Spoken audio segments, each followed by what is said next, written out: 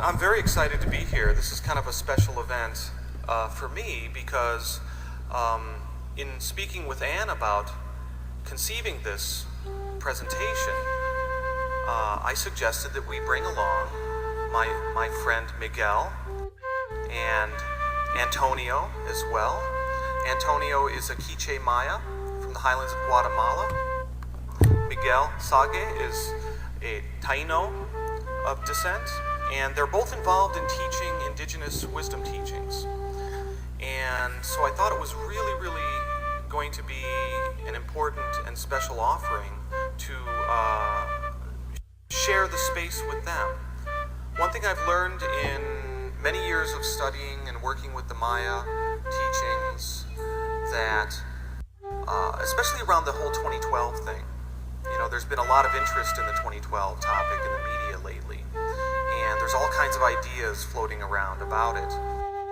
And my approach to 2012 has always been to be a clear voice for the authentic Maya ideas, as best as I could understand them, and convey them as clearly as possible. So to have Miguel and Antonio here is kind of a special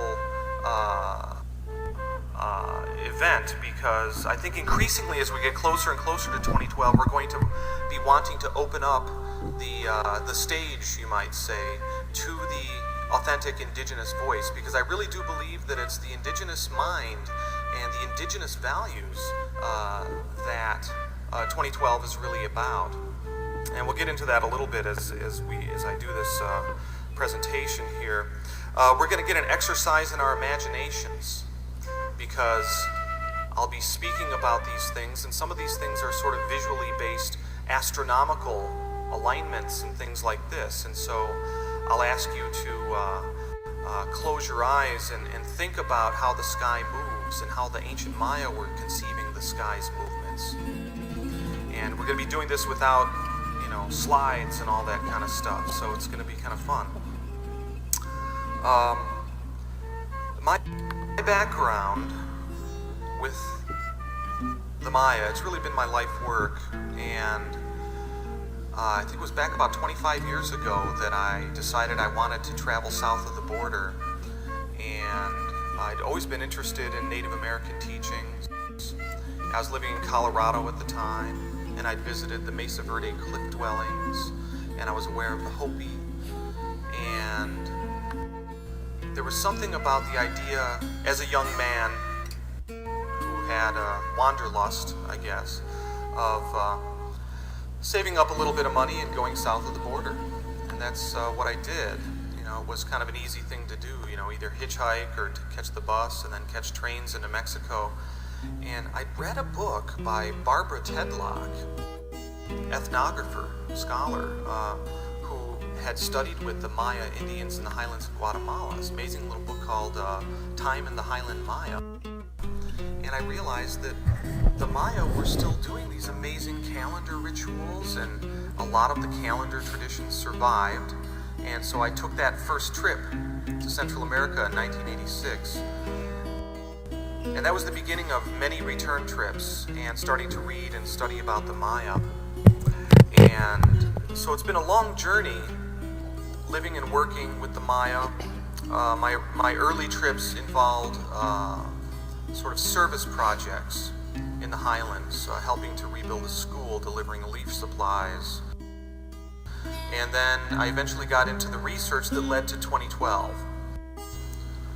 By the early 90s, 2012 was sort of on the map for me as this enigmatic, unresolved question. I mean, you could read about it. What is 2012?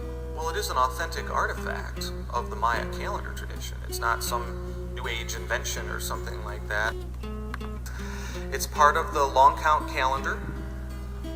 The long count calendar was created by the Maya, early Maya people, about 2,200 years ago. It was actually, seems to have been formulated in this early Maya context in southern Mexico by the Guatemala border, in this region of Izapa. Izapa is an early Maya site. And you can go visit Izapa today and find carved monuments and astronomical alignments of the monuments and the group. And so this became the vector for my research, studying the roots of the 2012 system at Izapa. Nobody else had done that, not even the scholars. I mean, it was generally recognized that Izapa was responsible for the formulation of the long count calendar, the 2012 calendar. One of the key things that I noticed is that according to how the Maya calendar coordinates with our own calendar, the cycle ending in the calendar, it's a 13 Baktun cycle ending. 13 Baktuns is 5,125 years. The Maya conceived of this as like a world age, like a chapter of human unfolding. And you can find in the Maya creation myth that there's a series of cyclic world ages. And Miguel and Antonia are going to illustrate this in a very nice way. A series of world ages. And the Maya believed that at the end of each world age in their cyclic time philosophy, humanity goes through a transformation and a renewal. Okay, so in their view of time, the cycle ending's always about transformation and renewal. What's interesting about this, and I'll just sort of say this as an aside because I don't really want to dwell on this too much, is that in the Maya material, you don't find an idea of apocalyptic, catastrophic end of the world in 2012, okay? This is something that you see all over the place in the media, in the Hollywood movies, and even History Channel documentaries. Like, there's something about the drama of that the modern journalism wants to focus on, but it's completely incorrect. The Maya creation myth is this amazing document, and it's part of the Maya tradition, so deeply embedded, this understanding of time and human consciousness and how it relates to astronomy. It's all embedded in the Maya creation myth. It's called the Popol Vuh, the hero twin myth. And so there's really two facets of this work. One that I've been called to elaborate and reconstruct involves the scientific aspect of the astronomical cycles that the long count is involved in tracking, and how 2012 actually targets a rare astronomical alignment. And the other aspect is the spiritual teachings. The spiritual teachings are actually connected with the astronomical cycles. Okay, so the Maya didn't make separations between these domains, scientific and spiritual. I mean, we do that in our own Western scientific paradigm. We tend to separate things and make categories, and keep things apart as if they don't ever interact. Well, that's really a very unsophisticated worldview.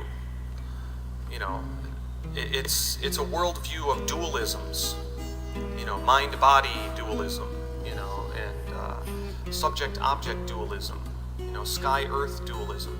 Dualism in the sense of these two domains always being disconnected and never possibly being connected.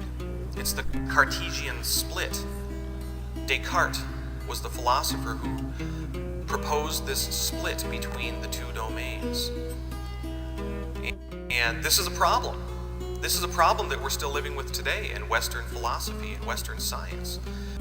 And even Western religion, where you have this irreconcilable split between God and the devil, or good and bad, or mind, body, or spirit and body. And this is why I was drawn to studying the Maya tradition, is that you find in almost all of the other world religious traditions, such as the Oriental mysticism, Oriental religions, Oriental metaphysics, and many indigenous philosophies, including the Maya, is that it's non-dual. You don't have this artificial split between earth and sky. With this as the premise of the worldview, I think that a civilization that's embracing that non-dual premise has a much better chance of creating a sustainable and healthy civilization. And this just sort of gets into the whole issue that we have in our world that's been driven by this assumption of a dualistic split between the opposed domains, you know, environmental degradation and all these other problems. One has to really exercise discernment if you're going out onto the Google sphere and looking up 2012, because frankly there's a lot of misinformation out there. And I think a good approach is to understand 2012 through what the Maya actually believed about it. So the work that I've done has been in service to clearly presenting this information. And what I've found, and you can judge for yourself, what I've found is that apparently the ancient Maya were intending 2012 to target a rare astronomical alignment. This is referred to variously as the galactic alignment or the solstice galaxy alignment. I like to define it as the alignment of the position of the December solstice sun with the dark rift in the Milky Way. Okay, now what is the dark rift in the Milky Way? Well, if you go out on a dark midsummer night camping in August and you look up, you're away from the light pollution of cities and you look up, you can see the Milky Way. And if you're far enough south towards the equator, like where the Maya live, you will see in the southern skies a wider part of the Milky Way with more bright stars in there, and you'll see the little sort of fishhook tail of the Scorpio constellation, and you might even be able to make out the little cross that's the crossbow of the Sagittarius constellation. And right between Sagittarius and Scorpio, you have this wider part of the Milky Way with more bright stars in there. Astronomers refer to it as the nuclear bulge. It's the galactic center. It's the central region of our Milky Way. And it can be seen with the naked eye. This strikes to the heart of a huge misconception that scientific critics wield at this work, that, oh no, you know, we only discovered the galactic center in the 1920s with radio telescopes. Well, yeah, well, that's the precise scientific definition of the galactic center as some kind of abstract point of radio waves or something like that. But visually, our Milky Way is saucer-shaped, and ancient naked eye sky watchers like the Maya could see this area, and in fact, they did think of it as a center and a source. And that's exactly what the galactic center really is. In the mythology of the Maya, it's seen to be the womb of the great mother Milky Way. And so there's this feature that lies along that midplane right there called the dark rift. It's caused by interstellar dust. And you can see it with the naked eye too. The Maya were very interested in this astronomical feature. They called it the Xibalba Bay, the road to the underworld. But the dark rift had a complex of other meanings associated with it. It was like the door to the other realm. It was like the portal into the heart of creation. It was the birthplace of the great mother Milky Way deity, whose womb is right there as well. So the Maya saw the dark rift as a creation place in the sky. Now the galactic alignment, this is where I need you to sort of like close your eyes and visualize. If we visualize the Milky Way as kind of a vertical, upright tree with this bulging area at the base, and then you can picture a horizontal line going through that bulging area. That horizontal line is the path that the sun, moon, and planets travel along. So we actually have a cross, the vertical Milky Way and the horizontal ecliptic path of the sun. And the position of the sun on the solstice is shifting very slowly along this horizontal ecliptic path. And every once in a while, it comes into alignment with the Milky Way. This phenomenon is caused by the precession of the equinoxes. It's a real astronomical phenomenon. The Earth wobbles very slowly on its axis, and one complete wobble is 26,000 years, and it changes the position of the sun. on the equinoxes or the solstices.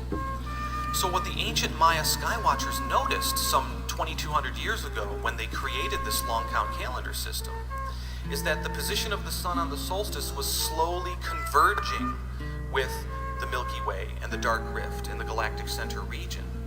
And so they thought of this future alignment event as being some kind of amazing rebirth. That's how they thought about it.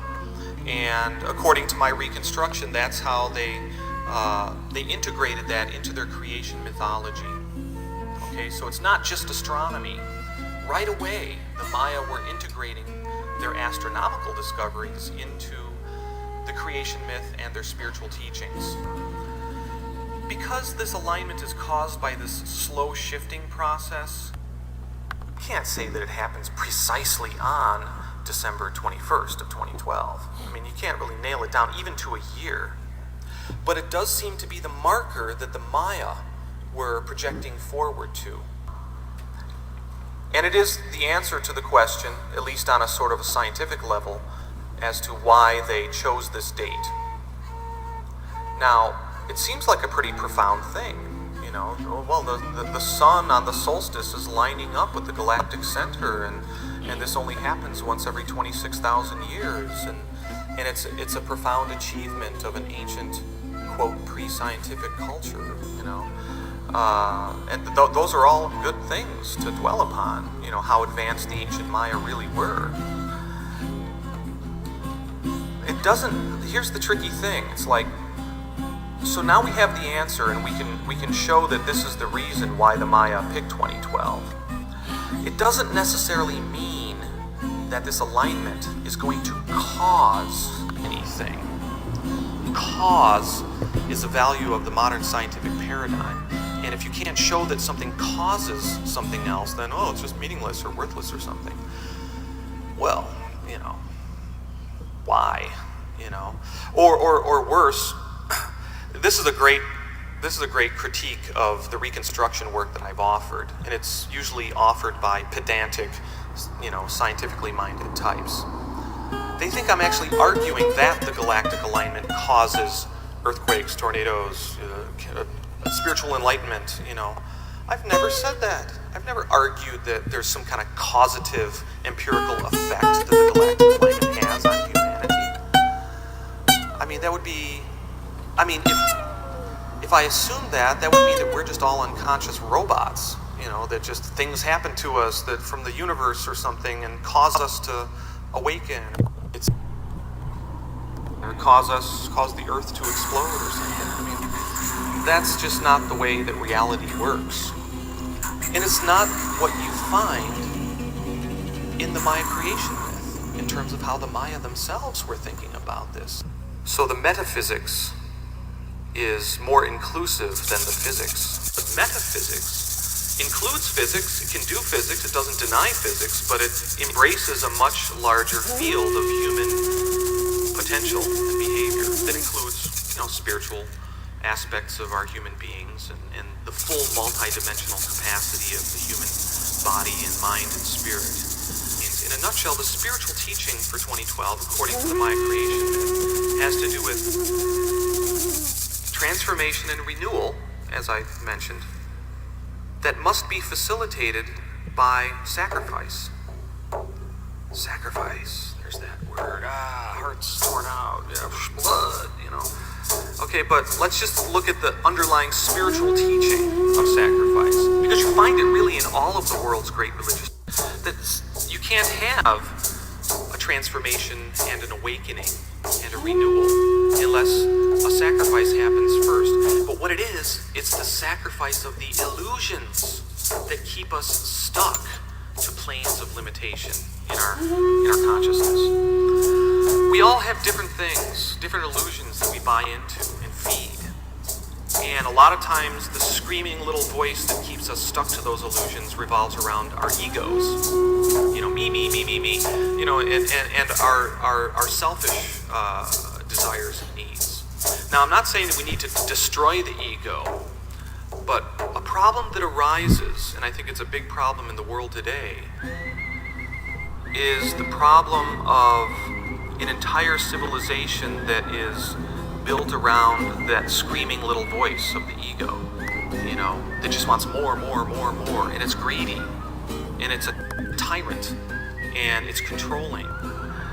The thing that needs to be sacrificed is our attachment to the illusions that ego is constantly feeding us, that keep us stuck to limitation. Because then when we can get free of the limitations, whatever they are, we all have to do the work to identify what they are in our own process. For one person it might be one thing, for another person it's another thing. But whatever it is that you can identify in your own process of spiritual work, however you do that, is to disentangle from the net of illusions that is woven by the ego. So the Maya insight in terms of cycle endings, in terms of what the challenge and the promise of 2012 is, it has to do with free will, really. Again, it's not about something that's going to happen to us. We have a special opportunity, I think, at this particular juncture, because it is the end of a cycle, according to the Maya. Maybe there is something involved with the galactic alignment, some kind of energetic sort of opening that's created by these kinds of galactic alignments. Certainly the astrophysicists don't have an answer to this, although they'll reject it, out of hand. I think that's an open question. It needs to be looked at. It's the eternal, infinite, divine self that is the source consciousness from which we all come. So that's represented in the Maya creation myth by the deity named Hunahpu. Hunahpu is the father of the hero twins, and he gets sacrificed, and then he gets reborn. And there's a whole complex of teachings around this sacrifice rebirth thing. And the point is that the rebirth process is like an awakening process. Periods that humanity goes through of forgetting and awakening, forgetting, that's the cycle. It's like the breathing cycle. Breathing in, breathing out, breathing in, breathing out. And there are these still points in the breath cycle. If you've ever done pranayama or any kind of meditation, breathing in, still point, breathing out, still point. I think 2012 is one of these still points, and we have a great opportunity to see the underlying truth behind the movement of time. What we find in the Maya world is authentic ceremonies that are still practiced today at period endings in the calendar. The 260-day calendar is still followed. Antonio's people still follow the 260-day calendar. And there are certain days that they go to shrines and they'll make offerings and prayers. And that's like a sacrifice ritual where they're sacrificing and opening up the conduit between the worlds, opening up the connections to restore the wholeness, the big picture, the whole mind, to reintegrate the mind into its relationship with these other often unseen dimensions. That's what the shaman does. And we all have this potential for being in touch with these unseen dimensions of our own beings. Now, when consciousness is seduced and stuck to ego, then there's a great sort of suffering on a spiritual level, because the consciousness has been limited and put in a box, you might say. So when people talk about spiritual awakening and spiritual practice, I think we're all sort of like trying to learn how to get outside of that box, and to not have to suffer under the tyranny of self-serving egoism. And so this is how it plays out in the creation myth. You actually have a beautiful story that involves one Hunahpu, which is consciousness reborn to its full awareness of true divine eternal self. And then you have this other deity in the creation myth named Seven Macaw. Macaw, the bird that, the macaw bird that squawks, the seven macaw. In the creation myth, Seven Macaw is a bird deity that appears at the end of the cycle, towards the end of the cycle. And he squawks loudly. He's the vain and false ruler that appears at the end of the cycle, squawking loudly, deceiving humanity, controlling them through fear, distracting them with his glittery ornaments, keeping consciousness stuck to the surface appearance of reality. And this is the metaphor that the Maya incite for the cycle ending, for the times that we are currently living in. And I think it's spot on. It's exactly spot on. The Maya prophecy for 2012 is coming true today. On our jobs, in our families, in the White House, and other parts of the world, we have seven macaws everywhere. But the underlying archetype of self-serving egoism is the thing that we need to sort of uproot. And the only reason why it has power in the world is because it has power inside of us. So the work is really an inner work. The challenge is really the inner work of dealing with our own projections, dealing with our own shadow projections that feed the seven macaw system. In the creation myth, it's the hero twins, right, that come along. And the hero twins are in service to resurrecting their father, Wanhunapu, who had his head cut off by the Lords of Darkness. Seven macaws, one of the Lords of Darkness. He's kind of the chief Lord of Darkness, in a sense. So the hero twins have to do battle in the ball court with the Lords of Darkness, and they trick them all. And they also trick Seven Macaw, and he falls from the tree. It's the demise of the ego, and placing ego back into right relationships. So this is the profound sort of spiritual teaching that you find in this quaint story that often just gets looked at as a fairy tale of a forgotten people or something. But we can't underestimate the power of myth and story. Mythology encodes profound teachings. One of my great heroes was the mythologist Joseph Campbell.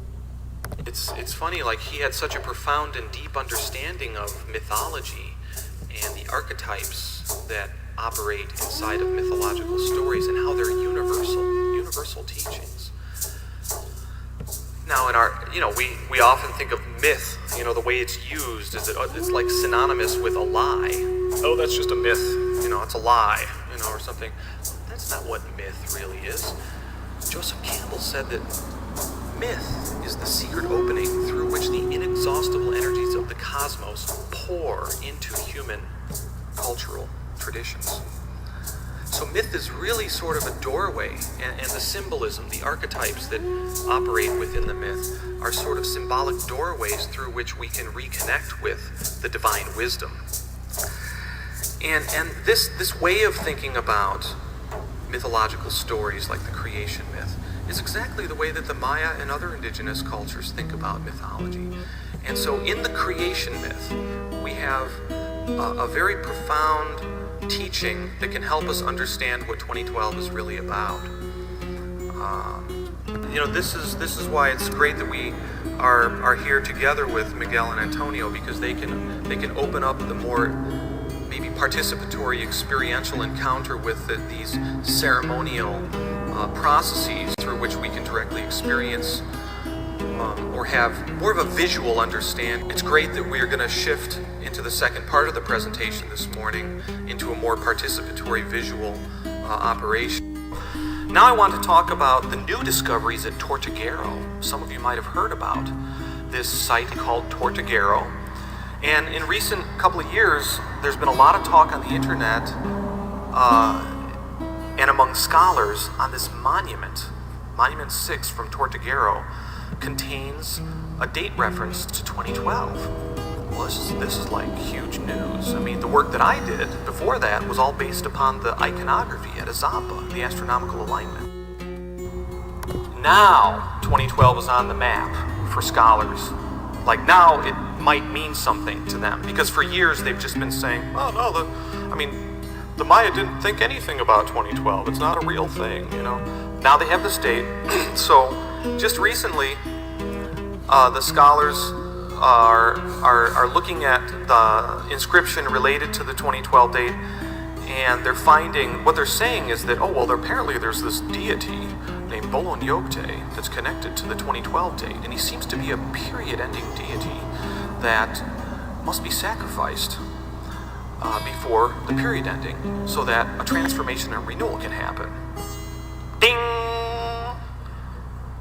Light bulb goes over the head. Because what they're finding in their examination of the Tortuguero inscription is exactly what I was saying, based on Azapa for many, many years. And the other thing is that there's actually 13 dates in the Tortuguero inscription. There's a big inscription. There's actually 13 dates. And what I've done is I've actually looked up the astronomy for those dates. And something like, I think it's 6 out of the 13 dates involve alignments to the dark rift in the Milky Way. There's like 4 sun alignments to the dark rift. The 2012 date is the only one that happens on the solstice, and that's what makes it so important and rare. But there's a whole fugue and pattern of astronomical alignments to the dark rift, and I'm working on it right now, but it's basically that the Tortuguero inscription is actually vindicating also the astronomical work that I've done on this over the years. So it's pretty exciting times on that level, you know, that we're actually sort of moving it forward in the real discussion of allowing the Maya to have been, you know, this sophisticated in their achievements. But I think we should maybe open it up here and invite our special guests to do their thing. And Miguel Sague is going to introduce and explain what it is that he and Antonio Aki do.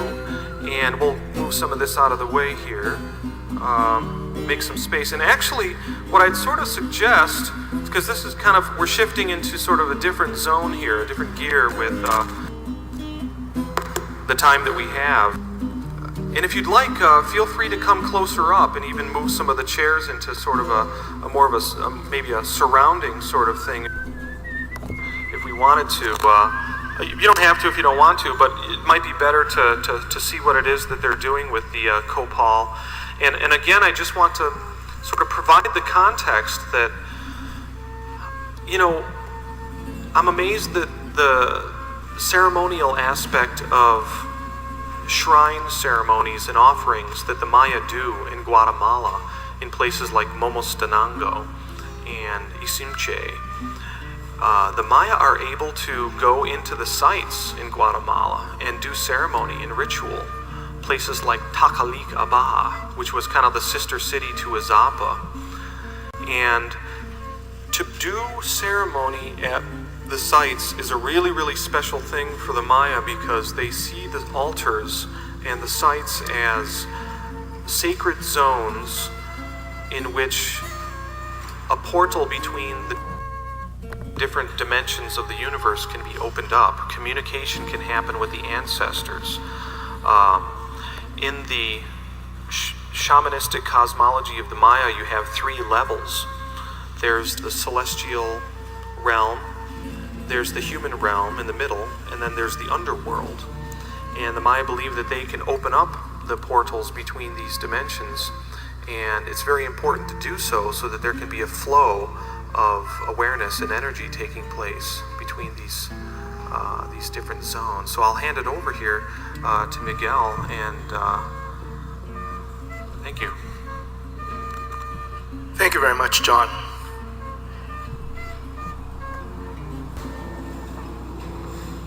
Any presentation, any demonstration, any showing in which these very profound concepts are going to be presented to anybody, whether it's within their own community or outside of the community, in the way that Antonio has chosen to do, and several others. Some of you may have heard of a man by the name of Don Alejandro Cirilo Perez Oxlack, who is another person that I've worked with in the past. These people have chosen to come out of their environment in the highlands of Guatemala, where Antonio is from, and bring this teaching, bring these concepts to the world, because this is a time for sharing. This is a time when the world is ready to be presented these concepts. And so that's why they do it. And before it's done, it has to be blessed and sanctified. So the very first thing that my brother here does is he offers a prayer. The prayer is very special because it is not done either in English or in Spanish. It is in fact done in his native language. You know that Guatemala, the official language of Guatemala is Spanish. But many people don't realize that hundreds of thousands of natives of Guatemala still speak their language. And some of them are monolingual. That means the only language they speak is the indigenous language. So the very first thing that my brother here does is he offers a prayer. The prayer is very special because it is not done either in English or in Spanish. It is in fact done in his native language. You know that Guatemala, the official language of Guatemala is Spanish. But many people don't realize that hundreds of thousands of natives of Guatemala still speak their language. And some of them are monolingual. That means the only language they speak is the indigenous language. At this point, because of the social structure of some communities, many women don't speak Spanish. When my brother here gets on his phone and talks to his wife back in Guatemala or his mom, he only speaks in Kiche.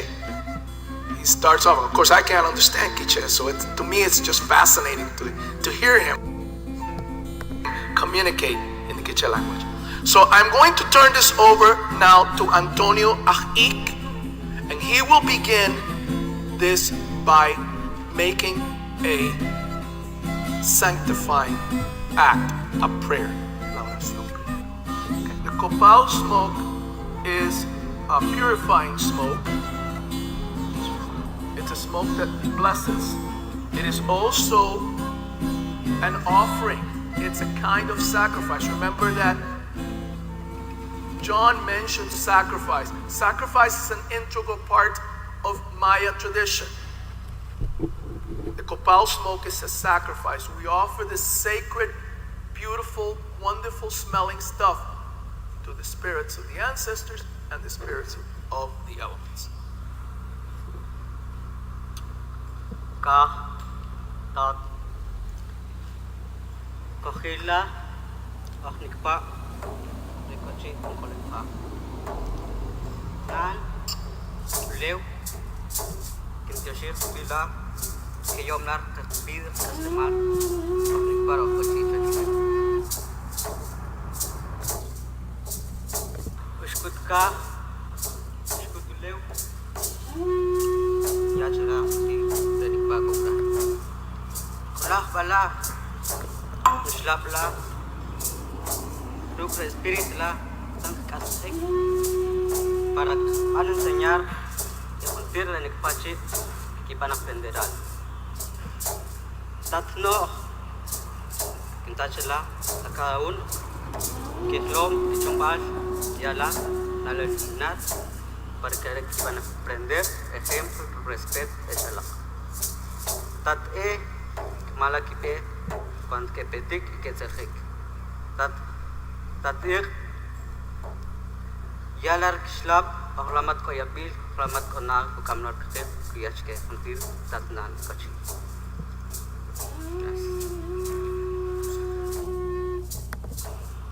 La oración que hizo para darle a ellos ejemplo, mostrarlo para que ellos aprendan. I am asking for the strength, for the ability to present this in the clearest and most teachable way. Porque el cielo Because the sky es nuestro Padre is our Father y la tierra es nuestro Madre. and the earth is our mother. Y les presenté al Nahual no que a cada uno de ustedes que les entro algo en la mente. I am asking the Nawal, which is one of the 20 sacred glyphs of the Mayan calendar, No, which is the spirit of knowledge rising,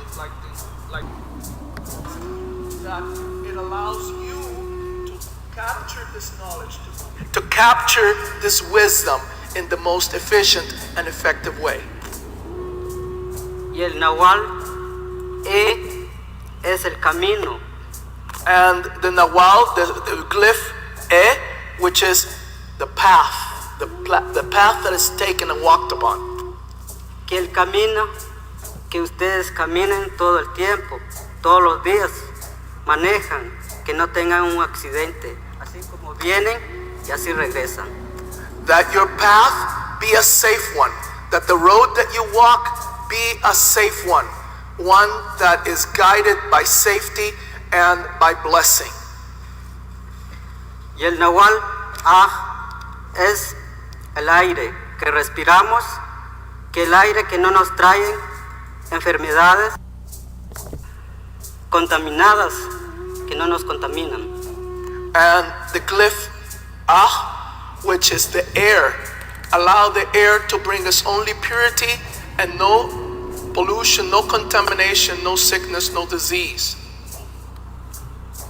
Solamente yo quisiera que alguno de ellas agarre esta esencia, que lleve un poquito la respiración I ask that, he says, I ask that you each take a little bit of this knowledge and this wisdom and take it back to wherever it is that you come from. Now I'm going to ask my brother to actually explain the mechanics of the Mayan calendar. You know, a lot of people hear the words of the Mayan calendar. We see all this wonderful knowledge and wisdom that John here has poured into his writings, but they're left with, how does the Mayan calendar really work? And what does that have to do with the date 2012? What does it all have to do with 2012? Well, my brother here, he has actually, with my help, put together a system by which we can visually demonstrate how the Mayan calendar actually works. And we're going to present that to you right now. So we're going to get started with it. What deals with 2012 is an element called the long count, la cuenta larga. And that's what he's going to explain to you now. Aquí vamos a empezar con la cuenta larga. We are now going to start with the long count.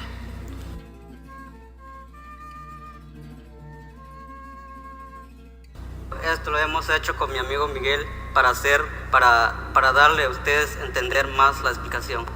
They are tools that my brother and I have put together to make this clearer to you.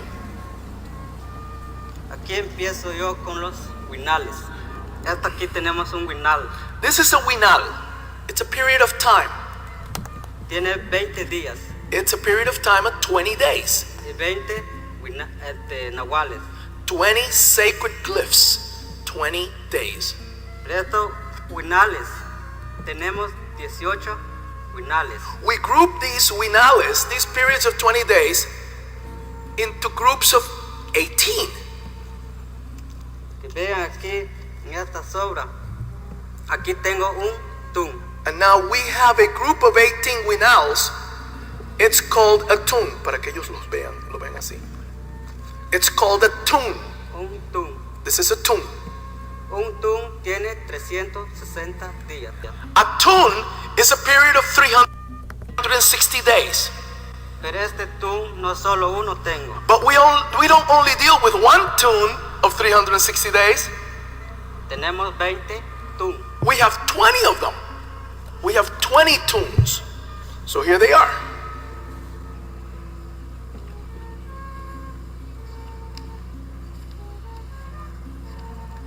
And we're putting them into another envelope. See? Aquí tengo, en esta sobra tengo 20 tun. Ya le llamo catún. Now, in this envelope here, we have not just one tune, but 20. 20 tunes. And that we call a catún. 20 of those little envelopes. Pero este catún, But this catún,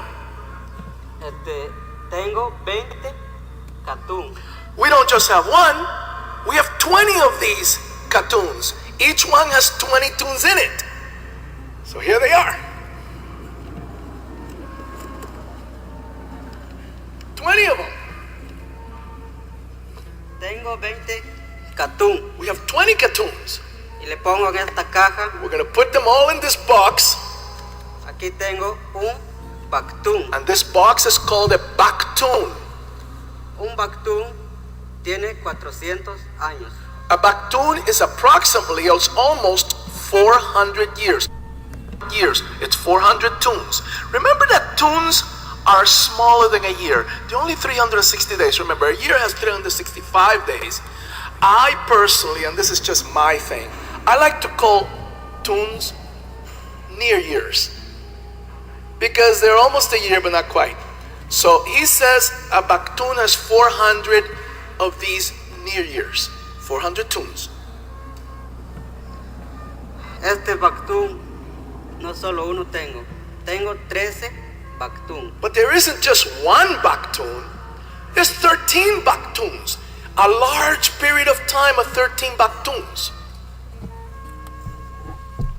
¿Y cómo se Ahora le llama? les voy a presentar como forma un sol.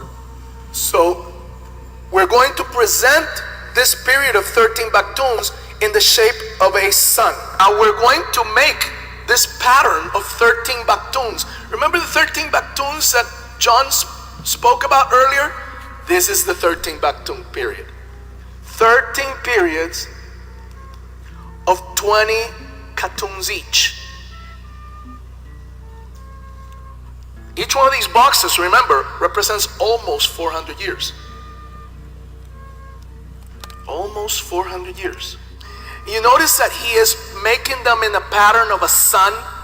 Well, the ancient indigenous people of Central America actually called a period of 13 bactuns a sun. That's why you hear talk about the first sun, the second sun, the third sun, and so forth. So this is a sun. 13 bactuns. A sun. A que lo vean, formé un sol. Un sol. A sun.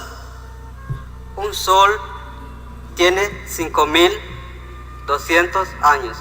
A sun has 5,200 tunes. That's almost 5,200 years. Not quite. It's actually 5,100 and what? 5,125 real years. But exactly 5,200 tunes. The number 52 crops up a lot in traditional Maya culture. So that's the number 20 and the number 13. Y ese sol, no solo un sol tengo. Tengo 5 sol. But not only do we have one sun, we have 5 of these suns. One here, one here, one here, one here, one here, and then back to the first one. Because it's all in cycles. No straight lines here, brothers and sisters. All cycles. It's all about cycles. Las cartulinas ya vieron un sol. Ya les dije, ¿verdad? Que tengo 5 sol. El 1 y el 2, el 3 y el 4 se ha terminado. Oh, so you saw what a sun is. I told you there were 5 suns, he says. First, the second, the third, the fourth are already finished.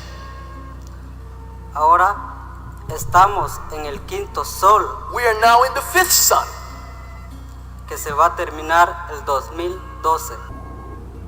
come to a conclusion in December of 2012. Pero no van a pensar que en 2012 se terminó ese tiempo y se acaba todo. But don't you please think that on 2012 time will end and everything will come to a stop. Sino que es una era que mis abuelos han dejado que va a terminar y va a empezar una era nueva. But instead, it is a time that my grandfathers, my ancestors spoke of as a time when old things would end and a new era would begin, he says. En el 2012 nace una vida nueva, un tiempo nuevo para la humanidad, el respeto, la guerra, las cosas malas se terminan. In 2012, we look forward to an end to disrespect. We are hopeful for a new rebirth, a new reawakening, a new dawning. También que no hasta que llega el 2012, estamos viendo el cambio del tiempo. Antes no se ve el tiempo como ahora. Ahora se ha hecho un cambio muy diferente de la humanidad. We are seeing new times. Things are not the way they used to be. These are the new times for humanity, he says. Pero también el tiempo no se va a cambiar solo. Nosotros tenemos que luchar, querernos, respetarnos nosotros como hermanos, que no nos importa el color como somos. But things are not going to change by themselves, he says. It's up to us to make things change. It's time for love, for respect, for disregarding color and race and differences. It's a time for us to make changes come about. Tenemos que acercarnos más sobre la cultura para tener más respeto a la humanidad y la naturaleza. We have to come together within the culture so that there is more respect for humanity and nature. Tenemos que practicar más, hacer ceremonias para darle gracias a la madre y al padre y a todo el aire que respiramos. We should become more involved in our own personal ritual so that we can give thanks to the mother, the father, the air, and the other elements. Porque hace mucho tiempo se iba a perder el respeto. Because there was a time when respect was lost. Ahora nosotros aquí estamos luchando para sembrarlo de nuevo y para cosecharlo.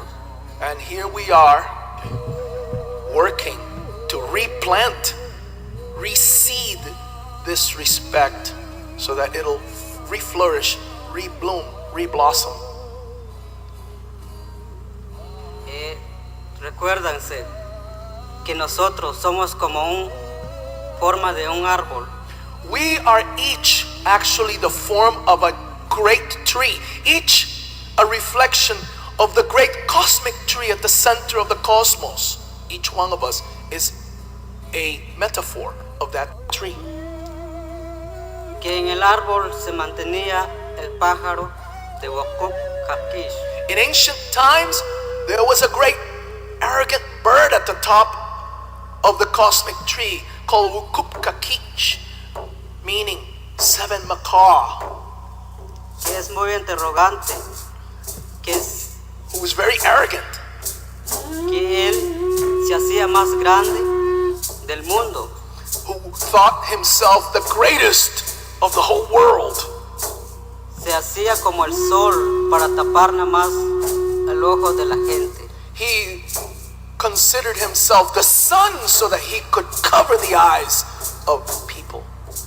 Entonces, ahora, siempre a cada uno de nosotros, siempre tenemos todavía la interrogante. And we ourselves are little miniature images of that tree, and upon our heads is the arrogance of Kiche. Entonces ya es tiempo de que tenemos que quitarlo para que no vamos a tener esa interrogante. It is time now to knock that bird off the top of our tree so that it will not continue to rule the crown of our tree. Para que así tengamos el respeto de lo que estamos sembrando y así nace y así lo cosechamos. So that we will have respect for the things that we're planting, so that it will grow and so that we can harvest. I don't know whether you noticed, Antonio uses a lot of agricultural metaphor.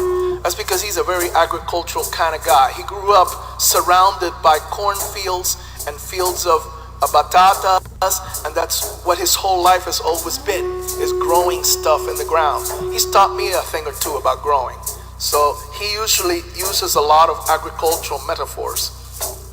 Esta historia del Wukupka Kiche es del Popol Vuh. The story of Wukupka Kiche, Seven Macaw, is from the sacred book, the Popol Vuh. Que es una historia que han dejado escrito mis abuelos en mi pueblo quiché. Which was left to us by my ancestors of my Kiche people.